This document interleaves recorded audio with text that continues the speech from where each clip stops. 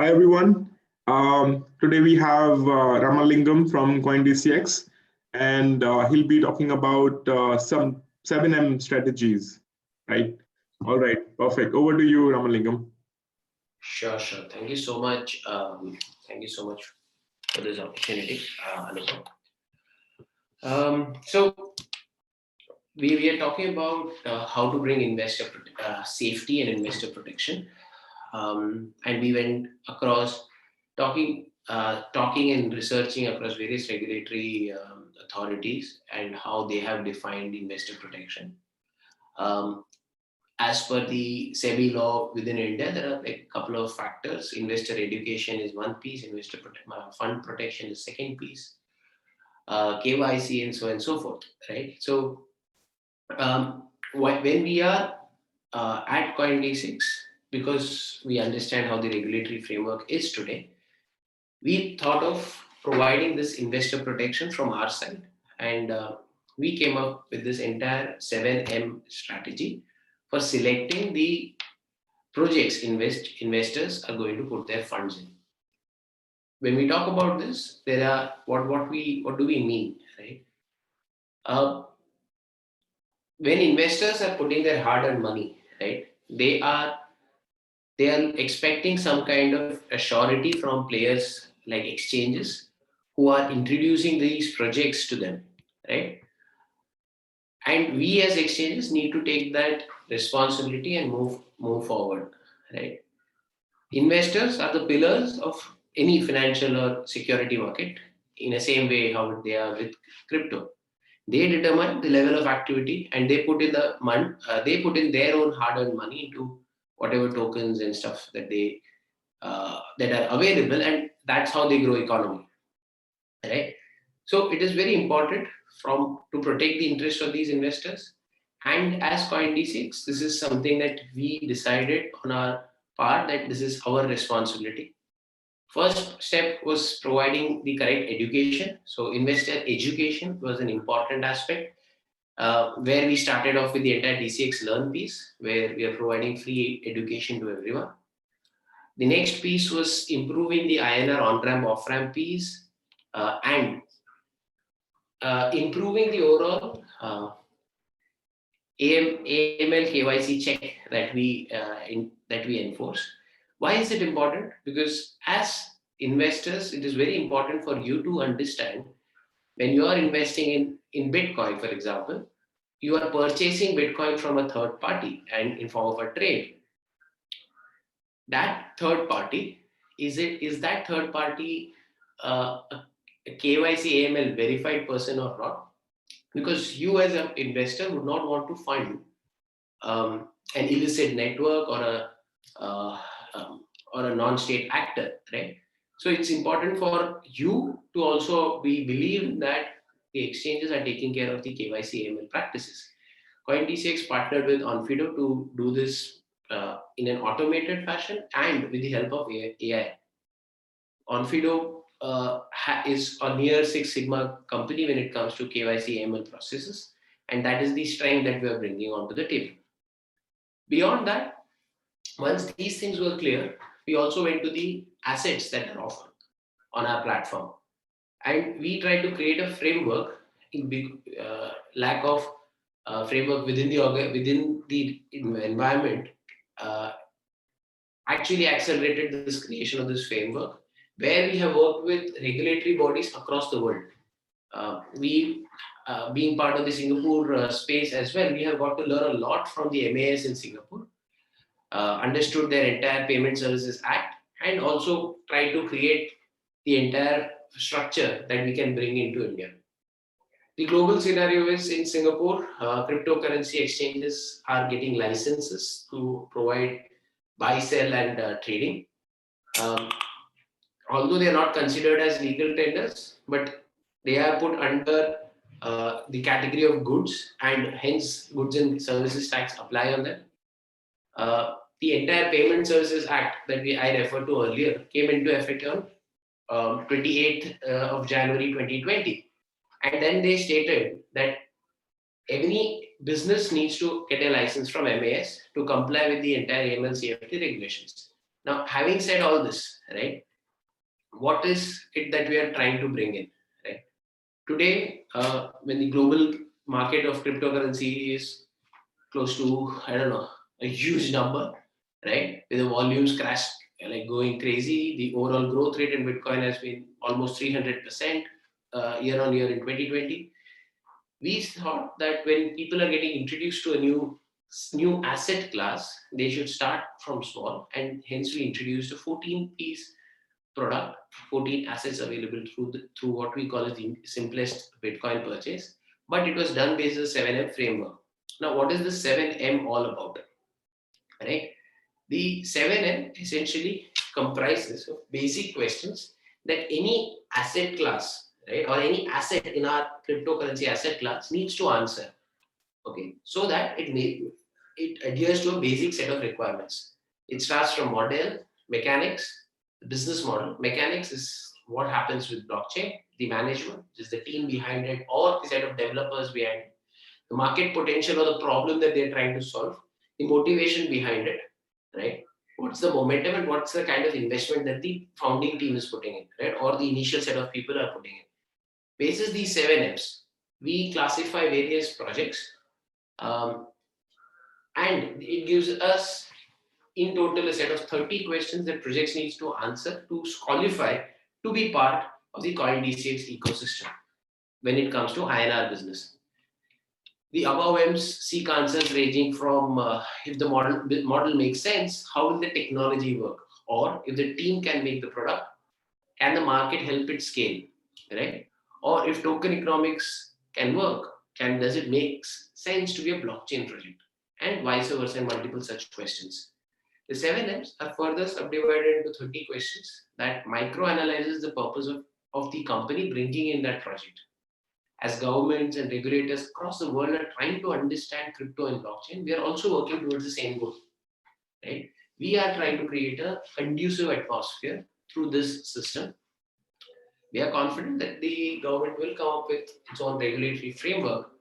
However, if the government wants to look at a possible framework, then yes, this is something that we have brought in. This framework itself has been made working with various regulatory authorities across the world, right? And basis this, we have been able to provide 14 top tokens available for customers on our various apps. This is something that I wanted to actually share and part of this webinar. And before going further, I would be happy to address a few questions if there are any, and then we can discuss these things further.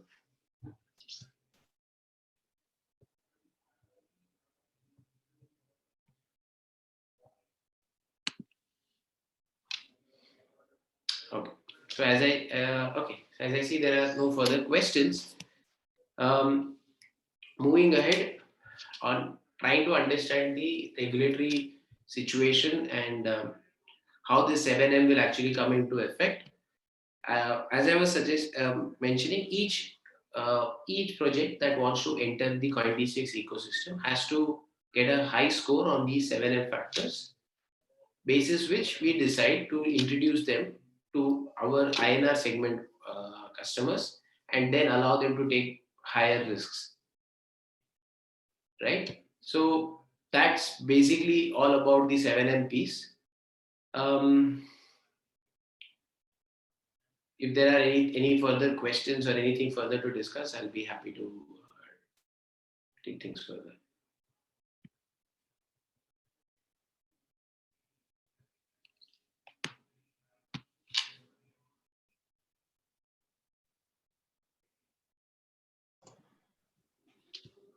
Hi. If you could, Ramlingam, just a little elaborate on how you implemented the 7M strategies with the CoinDCX Go, right? With no other product in CoinDCX, just CoinDCX Go. CoinDCX Go and our INR market. So we also allow trading in our INR market. So that is something that we are. So if you could break down the process of implementing it and what kind of regulatory aspect you have to keep in mind, just from the beginning till the end, very briefly, I think that would be very helpful. Sure. So whenever a project wants to be part of the CoinDCX ecosystem, specifically in the INR markets, where we have products like Go and Insta, we also have spot trading on INR markets. Whenever a project wants to be a part of such an ecosystem, okay, it becomes imperative for the project to actually score high on these factors that we talk about when we talk about the 7Ms, right? So to discuss this further, like this is an approach that which is very similar to Boris Golden's 4Ms for early stage startups. It uses a range between 1 to 5 for each question and uses these average as an overall score, right? Um, as I said earlier, the 7M, what are these 7Ms? There is the first one is model, that is business model, and does it really make sense? Mechanics, that is the technology that is going behind it, and will it actually work? Management, that is the team or the team of the, it could be a founder team or a team of developers who are growing this piece. Will they be able to make it work? The total addressable market and how big it can grow.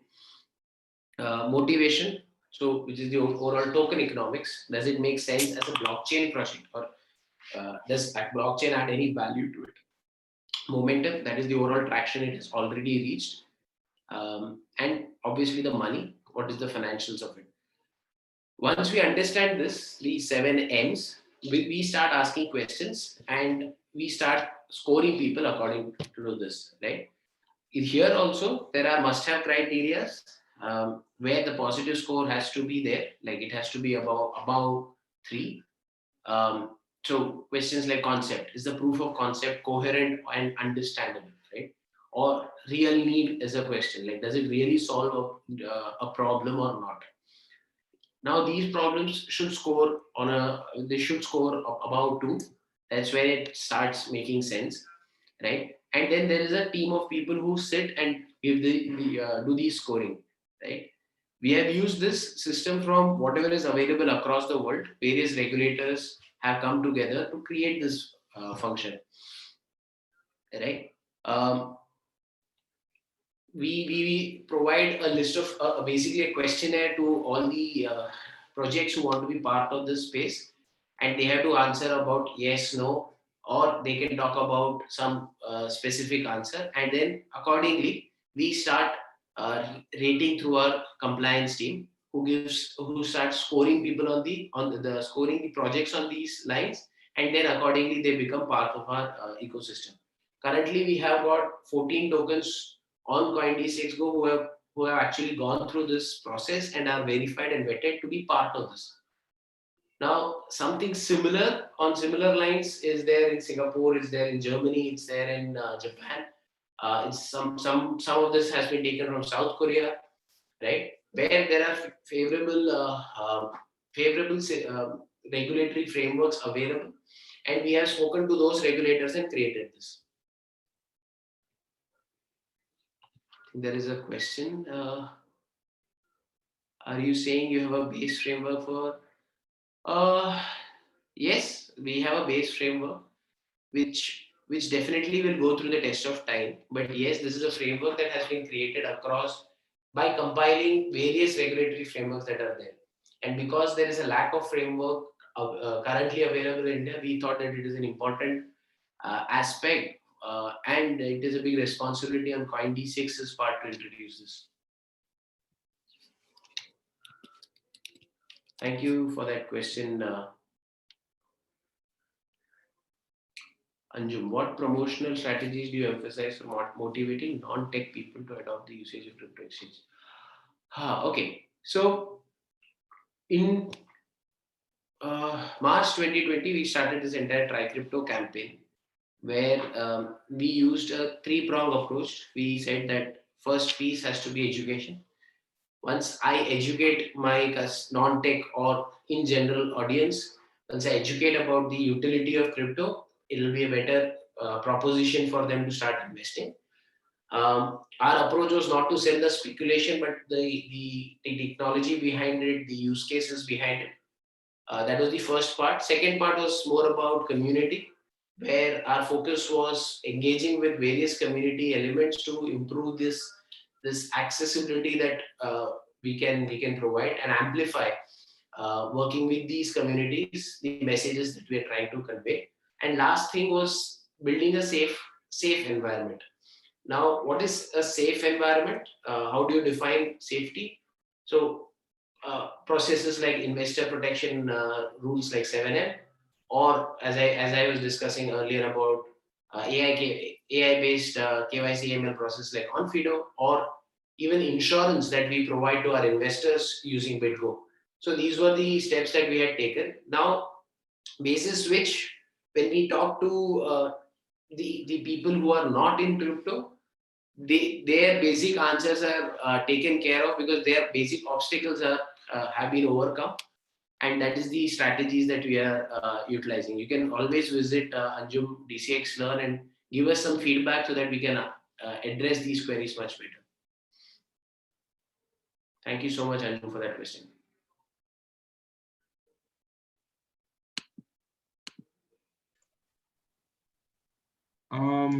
There is a question, Ramlingam, from Telegram. It says about crypto insurance. Is there any crypto insurance you guys provide? Also, if you could answer this one, I'll give a second one. Sure. So yes, we do provide insurance. So we tied up with BitGo in, if I'm not wrong, in May 2020, and we started providing insurance on funds stored with us. So this is a third-party insurance. But even before that, CoinDCX was providing insurance on funds on CoinDCX. But it was an insurance from our side. Now we have also added a third-party insurance. We had if I'm not wrong, $100 million insurance that we started with. Now the premiums would have gone up because the base has grown. But yes, we do provide. Our provider is BitGo, and the insurance is through Lloyd's Banking Group in London. Interesting. Can you elaborate about the interest rates that you provide on CoinDCX on certain assets, and what kind of the process, or probably just the collateral and stuff that needs for that? Sure. So we have a lending product where today globally we are ranked the highest when it comes to USDT based lending, and I think we have the highest interest rates. We have the funds that we raise through lend. Part of it goes to supporting the margin trading framework that we have. Part of it goes in safe custody, and we earn through custodial services. Part of it. So there is a lot of elements that go in when we raise funds through our lending product. The interest rates vary basis the market dynamics. We know that crypto is 24/7, and hence the interest rates also keep on varying. But in general, we do provide a very high interest rate when it comes to specific tokens. And if I'm not wrong, even today we'll be the highest when it comes to USDT across the world. The process is very simple. If you have funds stored in your crypto wallet on CoinDCX, we have a product called Lend. You can go there and lend whatever amount you want. You can decide the duration. There is a 7-day interest lock-in period. So if you're holding the funds with us for 7 days, you start earning interest. You can always exit even before 7 days, but you will not be able to earn interest for that. You can decide the duration. Different tokens also have a different duration period available. Some of them go as high as 60 days, and you can decide how much you want to lend. Yeah. And on what assets? Like not all of them, right? There's very few assets. Yes, it's not all of them, but most of the popular ones: USDT, BTC. I think USDC, XRP. But most of the popular ones we provide a lend option. Yeah, and these are centralized lending options, right? You are not using the decentralized finance. So yes, we were one of the first who have participated, or not one of the first, but one of the few who have participated with a few DeFi projects also. We're trying to build a decentralized lend option feature as well. Yeah. We also went ahead and partnered with few other options, like UniLend was one of the options that we had. But in the specific DeFi space, we have not made an announcement yet, but yeah, things are going on in the background. Correct. Yeah. There are just some questions from Darnell asks, how do we know we can leverage beta users to our platform while allowing them to hold equity?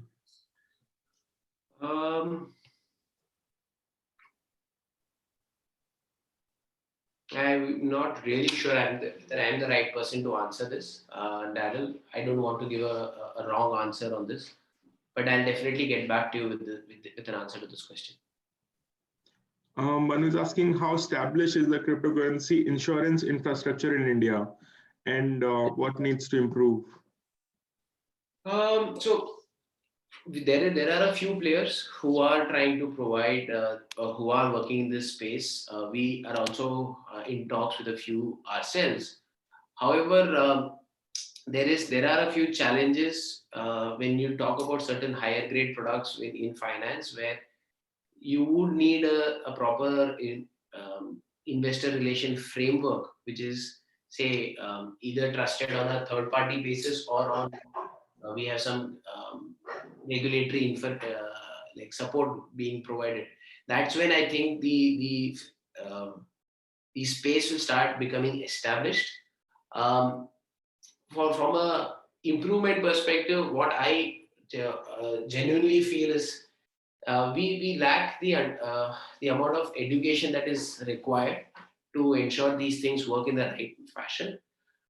When I say education, it's not that lot of people are not aware of how crypto works or what is Bitcoin, but it's all about understanding what your rights are, staying away from negative players, right? That kind of a protection is something that is still not very strong. We have seen it across over the years of how people manipulate the system and uh, try to work around with funds of investors. So that's where we feel that education will help a lot more, where people understand their rights, what to do, what not to do, and here regulations will help a lot. Like, what kind of signals are you getting from the government or the RBI? If you can share anything that you are allowed to share. So we know as much as all of us know, right? Like whatever is available in the public. Our interpretations is what I can share, right? When we saw the questions that were asked in the parliament and the nature of responses that came out in the parliament, basis that we feel that we are very hopeful, because in a way the government indicated that they're trying to define what is crypto. They're trying to define, should it be a currency or an asset or a commodity, right?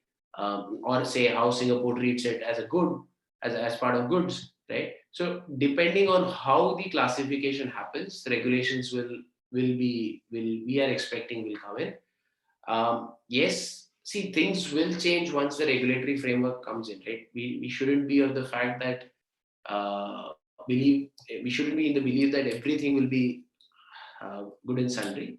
There will be certain things that will be allowed, but we should keep in mind this is from a investor protection perspective that the government will bring in. The government in itself is part of the community itself, and their agenda is purely taking care of investors like you and me.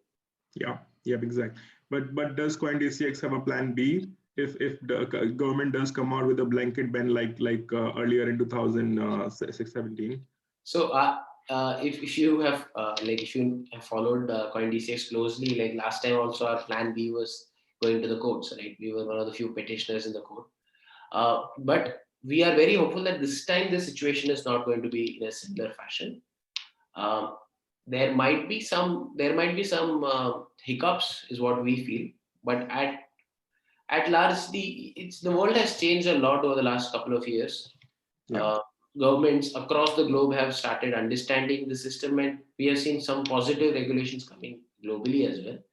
And I don't think this government or any government would want to restrict the population, right? Today, even if they bring a so-called blanket ban, it's not going to stop the industry. It's going to stop the access of Indians to the industry, which is something that we don't recommend for the government. That makes sense. Yeah, I mean, I'll just ask you the last question. So how feasible is the idea of because last time I remember what happened was a lot of companies started incorporating in Singapore and Australia and other countries, and they were still running their operations in India and asking Indian users to open their bank accounts outside so that they can still invest in crypto and Bitcoin. So how feasible, I mean, you don't have to like answer this if you don't like want to, but like how feasible is this idea for companies who are, who will be hurt most? Like, of course, the exchanges are gonna get the burn most with this. If So I would put it this way, right? Like no one really knows what's going to happen. So instead of adding fuel to the speculation fire, I'd rather not comment. But just to tell everyone, like we are going to stand by. So our whole objective when we talk about CoinDCX is twofold, right? We need to be compliant and follow the law of the land. That is, we are not going to go against. We'll challenge it. We'll ask questions, but even we are going to follow the law of the land. We're not going to do things which are illegal. However, we also are working on the investor protection piece, right? So, and we firmly believe that these two things are not against each other. They are going to be with each other. So, whatever solutions, if and when whatever happens, our outset is going to be putting these two together rather than against each other. Awesome. Perfect. I mean, if regulations does go in favor and everything is good, what can we expect from CoinDCX in the next say 4 or 5 years down the line? What is the plan looking in the charts? Sure. So as and when the positive regulations come, right? What our assumption or our thesis is that more and more customers or more and more users will start getting exposure to crypto, right? And these people will need a lot more support in terms of education, in terms of protection, in terms of um, usage of assets, products, right? Maybe a 4 to 5 year down the line, we might see crypto being very ubiquitous, right? Today, most of us would have a crypto wallet app in their phone. INR wallet app on your phone.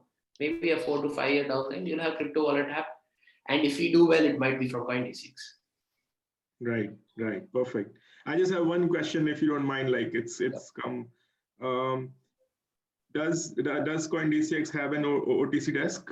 And if so, how can it be accessed by OTC people? Sure. So yes, CoinDCX does have an OTC desk. We are providing services there. Today, the OTC desk is being handled by a few. We have a very small team that handles it. A team of 5 people who handle the entire piece. I can share the details on a chat or something. I don't know how do I share it with you, but yes, accordingly you can connect. I can share my email ID, and anyone who is interested can drop me a line, and I'll connect them to the OTC. Absolutely. Yeah. Great, Ramlingam. Thank you for taking out the time. You have a good day. Bye. Thank you so much. Thank you, everyone. Bye.